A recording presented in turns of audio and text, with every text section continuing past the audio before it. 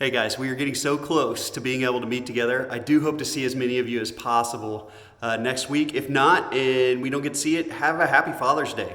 I do want to point out one thing that Rick mentioned in his sermon, and hopefully well, at least for me, it's been a big takeaway and something I've wrestled with for a long time. But Rick, at the very beginning, mentioned Philippians 2:12, where Paul says to work out your salvation with fear and trembling.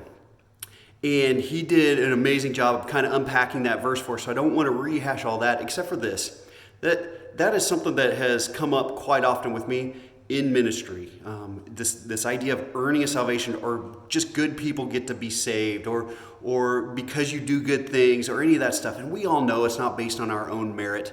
It's not based on our own efforts or anything like that, because if it is, we're all in trouble. But the word that Paul uses in that verse, work out, is a Greek word that's like this big mashup of a bunch of different words. And ultimately, when he says work out, it means work out from, or quite literally, to produce from. In other words, we're not doing anything to move towards salvation, or to earn it, or to gain it, or to grasp it. But we're doing something because we already have it. You can see my treadmill behind us. We actually, believe it or not, do use this quite often. We aren't right now because we're doing a bunch of work in the basement. You can see it's all covered in drywall dust and all that stuff. But it's very similar. Paul quite often uses the physical things to teach us about the spiritual things. We don't work out physically to get a physical body. We work out what we already have. We already have a physical body, and so we train it, we put it into shape, or we do what we can from it. And that's what he's talking about.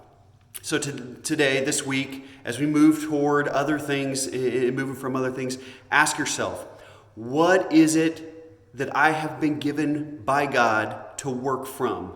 What can I produce from what God has already been given to me? And hopefully you pray through that. Talk to someone about that. Talk to your people in your house. Talk to the people you interact with. That God has given me these things, and I get to work from. I get to produce something from all of this. And to that, I think, is what we're going to be held accountable. I love you guys, and I can't wait to see you. I can't wait to join in fellowship again. Something that is very exciting and really something I'm so much looking forward to. But until then, I hope you also have a happy Father's Day, have a blessed week, and see what God is up to. But ask Him, God, what is it you want me to work out from right now? See you guys later.